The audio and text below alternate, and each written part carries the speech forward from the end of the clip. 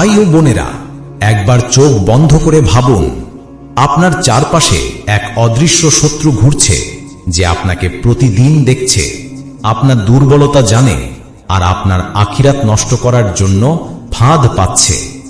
সে আর কেউ নয়, শয়তান। সে আল্লাহর সামনে শপথ করেছে, আমি অবশ্যই মানুষকে পথভ্রষ্ট করব, তাদের হৃদয়ে ফিসফিস করব, এমনকি তাদের জান্নাত থেকে বঞ্চিত করব। শয়তান প্রথম ধোঁকা দিয়েছিল আমাদের পিতা আদম আলাইহিস সালামকে। সে বলেছিল, এই গাছের ফল খেলে তুমি অমর হয়ে যাবে।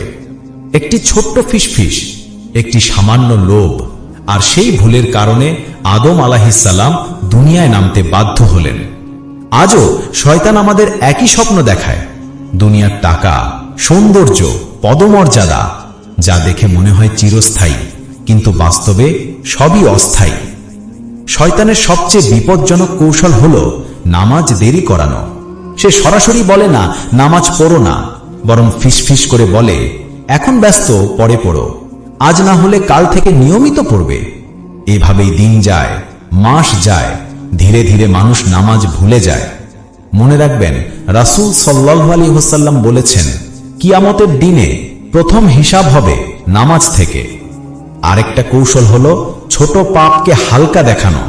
সে বোঝায় এটুকু করলে কিছু হবে না, কিন্তু ছোট ছোট ফোঁটা একত্রে হলে যেমন মহাসমুদ্র হয়, তেমনি ছোট ছোট গুনাহ একত্রে হলে পাহাড় সম বড় হয়ে যায়।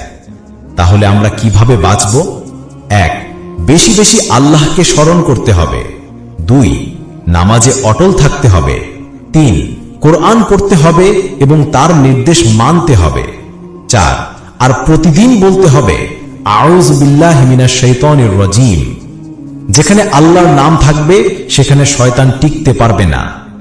ভাই ও বোনেরা, শয়তান প্রতিদিন আমাদের ঈমান কেড়ে নিতে চেষ্টা করছে, কিন্তু সুখবর হলো আল্লাহ আমাদের বলেন, আমার বান্দারা যদি আমাকে স্মরণ করে আমি অবশ্যই তাদের রক্ষা করি। তাহলে আসুন আজ থেকেই আমরা প্রতিজ্ঞা করি, আমরা আল্লাহর নামাজ, দোয়া আর জিকিরের মাধ্যমে শয়তানের ফাঁদ থেকে নিজেদের বাঁচাবো। আল্লাহ আমাদের সবাইকে হেফাজত করুন। আমিন।